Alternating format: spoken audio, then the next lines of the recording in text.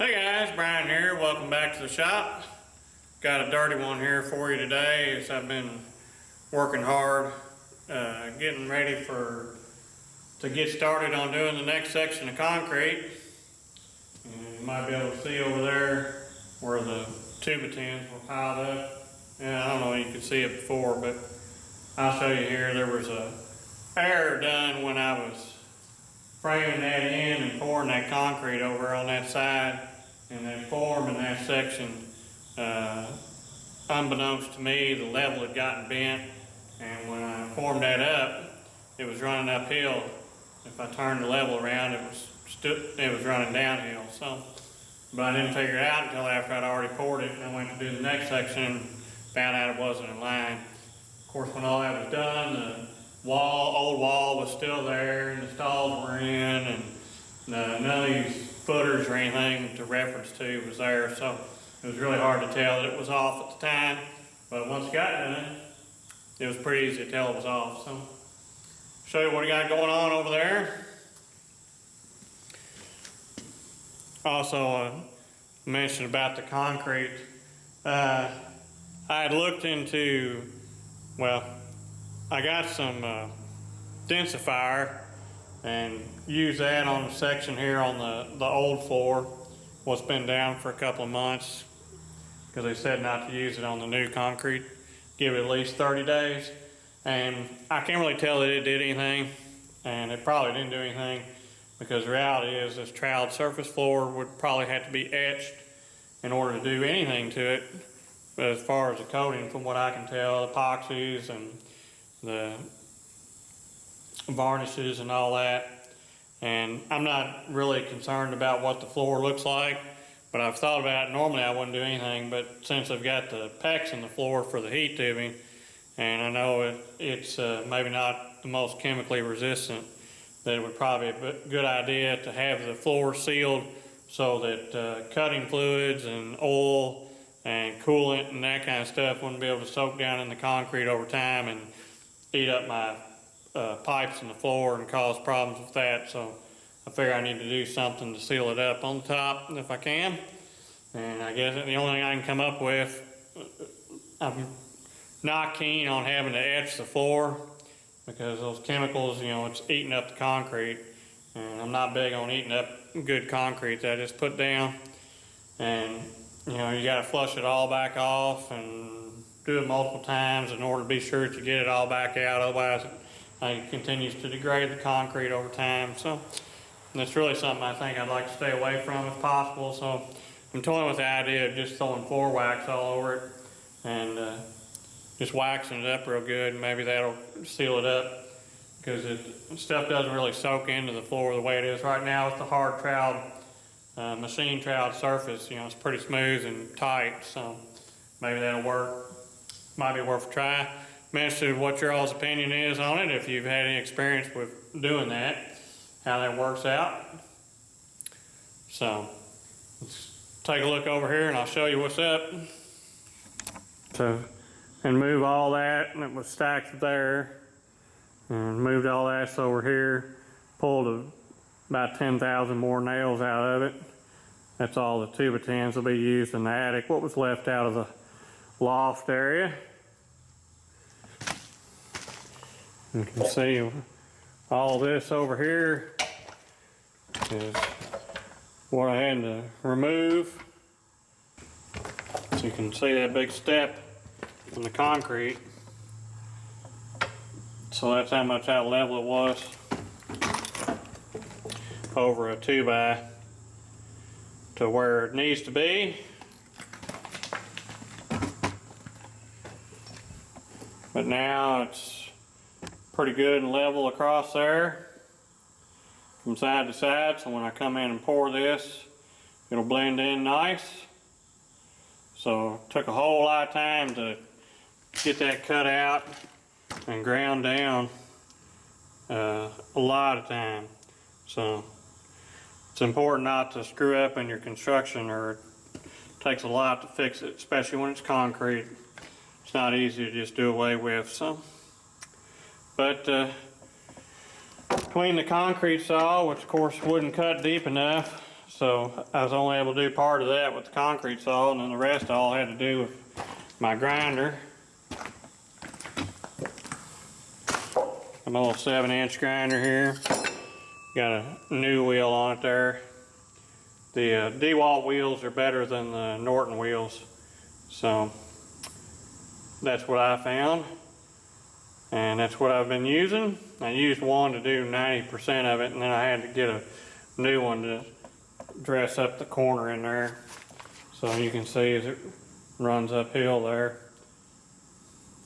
The wall was all compensated for that when I did it, so that it's level. Each of those boards is a little bit shorter. And then when I covered up with the drywall or plywood or whatever I put in here, I'd be interested to hear what your all's opinion is on that as to what I should use to cover these walls.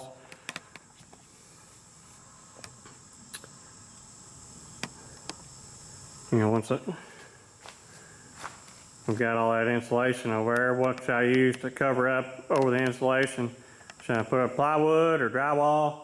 Looks like it costs a little bit more than twice as much to put up plywood versus drywall.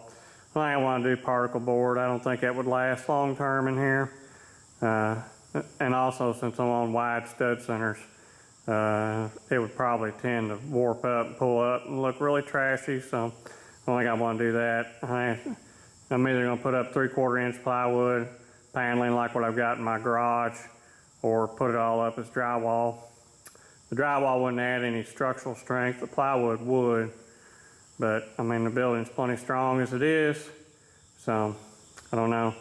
I think if I do 3/4 plywood, though, I could have at least stuff I could screw into and attach things to the wall, so that might be a good idea for later on versus the drywall. I'm not really going to be able to do that because if you're not going into the stud, it's just going to break out the drywall if you put any amount of weight on it. And I did manage to get all the form removed. That was another huge fiasco. I hadn't planned to put this concrete down behind the form, and it, even though I had it pulled away from the form, it kind of got back up against it when it settled out and cured up and trapped the form and made it really hard to get out. I had to basically rip apart 2x8 and about 6 little pieces in order to get it out of there because it was stuck in there underneath the wire mesh, which is what I tie into for my next section of concrete. But so far I can't tell there's any cracks in the floor. See, it's covered in dust right now from doing all the grinding in here. But it's getting closer. So should have to knock that out, and that should be the last of the concrete demolition. So I'll do some more cleaning and moving in here, and I can get on that. The other little project I've been doing is while I couldn't get on the floor in here,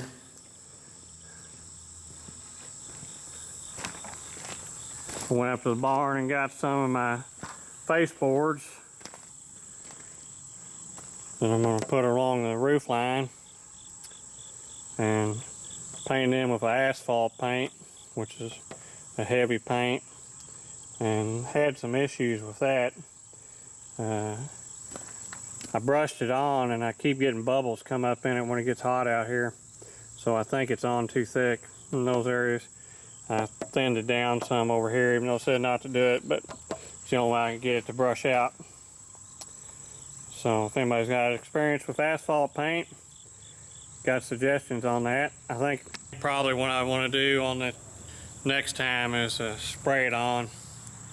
I've been looking for a paint sprayer to use on the roof and on the rest of the barn to paint the elastomerics and these asphalt coatings and these other heavy paints that I like to put on stuff in order to have something that's going to last, or I want to come back and do it again in 5 years like regular latex paint. But also something that's going to waterproof the wood and not just let water run into it like latex paint.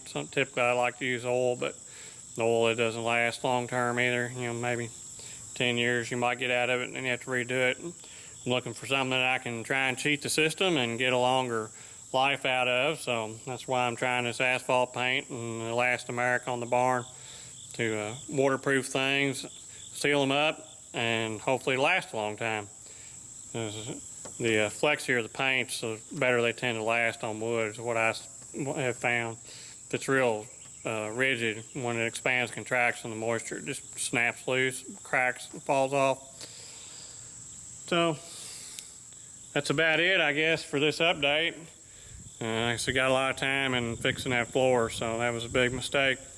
Always avoid those if you can, but sometimes it happens, and that's what happened here. So, but I've got it looking pretty good, and it's going my way now, so I'm gonna get back to it in here and try.